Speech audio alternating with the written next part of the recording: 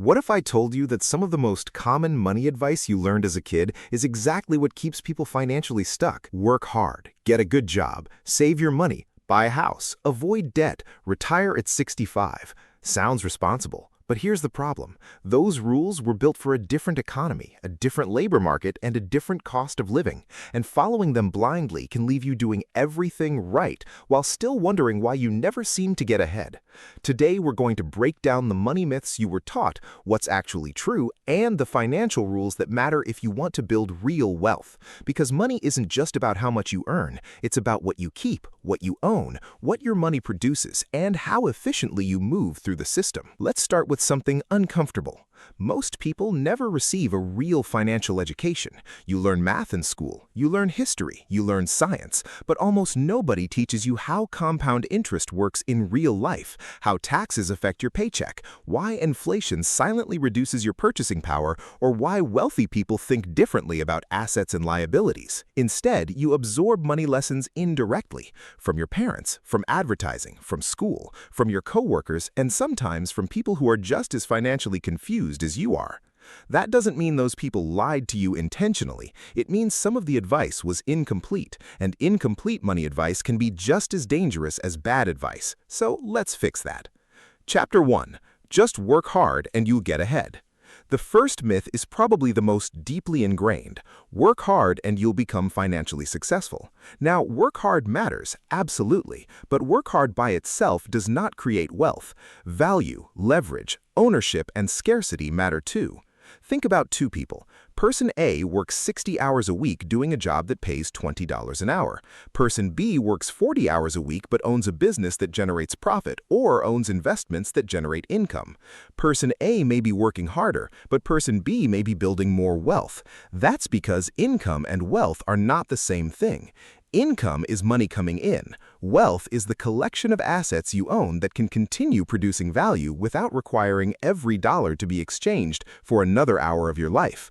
And this distinction is huge. If your income stops the moment you stop working, you have a dependency on labor. If your assets continue to produce income while you sleep, you have leverage. That's why the real question isn't simply, how hard do I work? It's, what does my effort produce? If your effort only produces this month's paycheck, you're running on a treadmill. If your effort also builds skills, relationships, intellectual property, a business, equity, or investments, you're building something that can compound.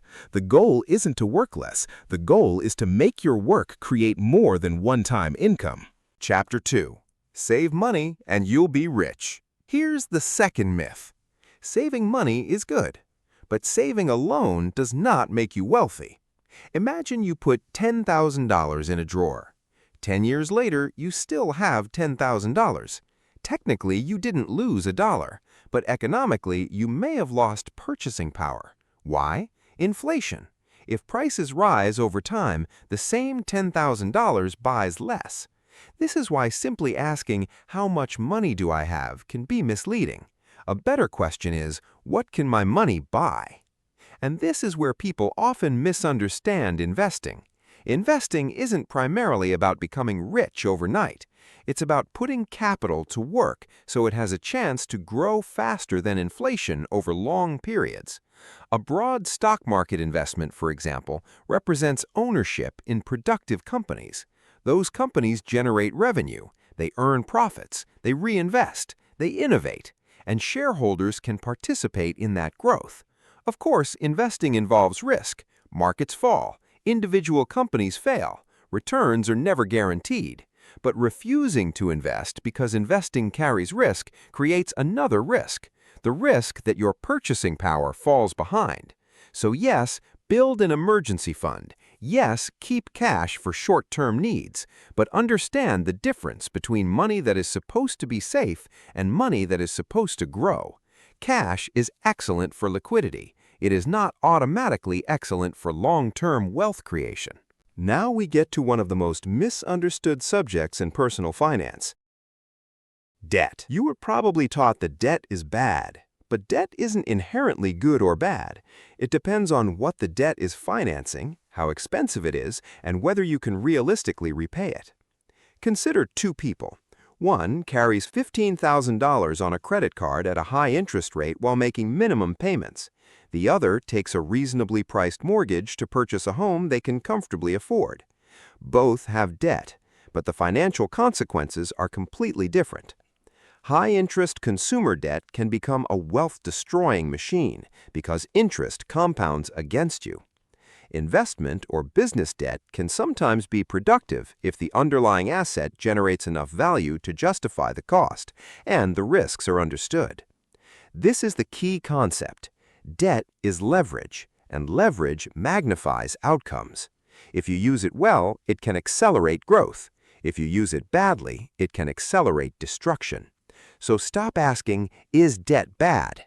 Ask, what is this debt buying me? How much does it cost? What happens if my income drops? And does the thing I'm financing actually create value? That is a much smarter framework. Chapter 4.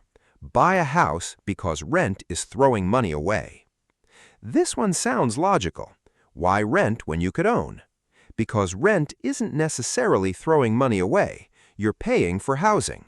A homeowner pays too, they just pay through a different combination of mortgage payments, property taxes, insurance, maintenance, repairs, and opportunity cost. And that last one is often ignored. Suppose you buy a house and put a huge amount of money into the down payment. That money is now tied up in the property.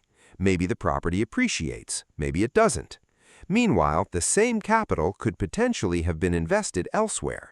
That doesn't mean buying a home is a bad decision. For many people, homeownership can be an excellent long-term financial and lifestyle choice, but it should be treated as a financial decision, not a moral achievement. The right question isn't, is owning better than renting? It's, which option makes sense for my income, location, time horizon, lifestyle, and opportunity cost? A home can be an asset, but a home can also be an expensive liability if you stretch yourself too far. And there's another hidden issue: lifestyle inflation. You start with a modest apartment, then your income rises. Suddenly, you need the bigger house, the nicer car, the upgraded furniture, the expensive vacations. Your salary increases, but somehow your financial freedom doesn't. That's because your lifestyle expanded at the same speed as your income. Chapter 5. You need to earn more before you can invest. This is another trap. People say, I'll start investing when I make more money, but often the opposite is more useful. Learn how to manage money when you have a little, because if you never learn the skill, earning more can simply create more expensive problems. Someone making $50,000 can be broke. Someone making $150,000 can also be broke. And someone making $300,000 can still be living paycheck to paycheck. Income gives you capacity. Behavior determines what happens to that capacity. The goal is to create a gap between what you earn and what you spend.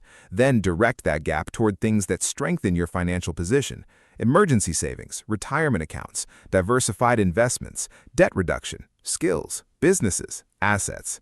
The exact mix depends on your situation, but the principle is universal. You cannot build wealth if every dollar you earn immediately becomes somebody else's revenue. Chapter 6. Cutting coffee will make you rich. Now let's talk about the famous coffee argument. Stop buying coffee, cancel streaming, stop eating out, and you'll become wealthy. This advice isn't completely useless, but it's wildly disproportionate. If you spend $5 on coffee, eliminating that expense might save you some money, but spending 3 hours obsessing over a $5 purchase while ignoring a $500 monthly car payment, a high-interest credit card balance, or a stagnant salary is financial misdirection. Not all expenses deserve equal attention. There are small expenses, and there are financial decisions that can change your life. Your housing cost, your transportation, your taxes, your insurance, your debt interest, your income, your investment rate, your career trajectory. Those are big levers. Think of your finances like a control panel. Some switches barely move the needle, others move everything. Don't spend your entire life flipping tiny switches. Find the big ones. Chapter 7. The rich get rich because they're better at saving. Here's where the game changes. Wealthy households often think in terms of ownership. What do I own? What produces income? What appreciates? What gives me leverage? What can compound? The average person often thinks, how can I afford this? The wealth-building mindset asks, how can I acquire something that produces value? That could mean owning part of a company through investments. It could mean owning a business. It could be intellectual property. It could be real estate. It could mean specialized skills that dramatically increase your earning power. Notice something important. None of these are magic, and none are guaranteed. The point isn't that wealthy people have a secret investment nobody else knows about. The deeper advantage is often understanding the difference between consumption and ownership.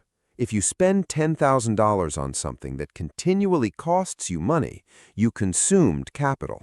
If you deploy $10,000 into an asset that has a reasonable chance of generating future value, you deployed capital. Again, there are risks, but now you're thinking like an owner rather than only a consumer. Chapter 8.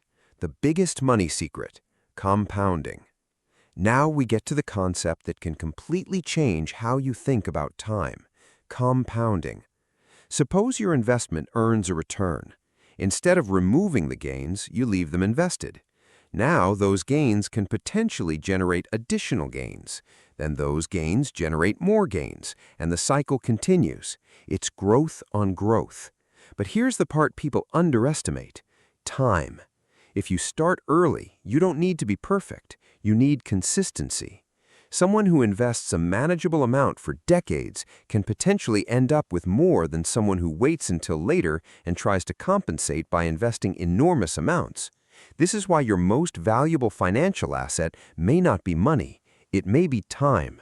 You cannot go back and invest 10 years ago. You cannot rewind a decade and give your younger self better habits, but you can control what happens next. And that's why starting matters more than waiting for the perfect moment. So if the old rules aren't enough, what should you actually focus on? 4 things: earn, keep, own, compound. First, earn. Increase your ability to produce valuable work, develop skills, negotiate, change jobs when appropriate, build something, create multiple income sources when it makes sense. Second, keep. Control unnecessary expenses, avoid destructive high-interest debt, build financial reserves. Don't let every income increase become a lifestyle increase. Third, own. Own productive assets, invest, build equity, create intellectual property, build a business. The exact path is different for everyone, but ownership is powerful because it separates some of your financial progress from the number of hours you can physically work. And fourth, compound. Give your assets time. Give your skills time. Give your relationships time. Give your reputation time. Give your investments time. Wealth is rarely created by one spectacular decision. It's usually created by thousands of ordinary decisions repeated for years. Chapter 10. The part nobody wants to hear. There is one more uncomfortable truth. There is no universal money formula. Anyone promising guaranteed wealth is selling you something. There are no magic stocks, no guaranteed returns, no secret loophole that makes risk disappear, and no motivational quote can replace mathematics. Real financial progress is often boring. Spend less than you earn. Avoid catastrophic debt. Build an emergency reserve. Invest consistently. Diversify. Increase your earning power. Protect yourself against major risks. Keep your behavior under control. Repeat. That's not exciting, but boring can be incredibly powerful when it's repeated for 20 or 30 years. The financial system doesn't care how motivated you feel on January 1st. It responds to what you consistently do. So, maybe they didn't exactly lie to you about money. Maybe they gave you half the story. Work hard, but make sure your work builds leverage. Save money, but understand inflation and invest for long-term growth. Avoid debt, but learn the difference between destructive debt and potentially productive leverage. Buy a house, but only when the numbers and your life actually make sense. Cut expenses, but focus on the expenses that matter most. Earn more, but don't automatically spend more. And most importantly, stop measuring financial success by appearances. A person driving a $90,000 car may be wealthy, or they may owe $80,000 on it. A person driving a 10-year-old car may look unsuccessful, or they may have hundreds of thousands of dollars invested. You can't see someone's balance sheet from their driveway. Real wealth is often invisible. It looks like options. The option to leave a terrible job. The option to handle an emergency without panic. The option to take a year off. The option to help your family. The option to say no. That's what money is really buying you. Not stuff. Freedom. And the earlier you understand that, the sooner you can stop playing the game of looking rich and start building the kind of wealth that actually gives you choices. If this changed the way you think about money, subscribe, because in the next video, we're going deeper into the financial rules that quietly separate people who build wealth from people who spend their entire lives chasing it. And remember, don't just work for money. Learn how money works for you.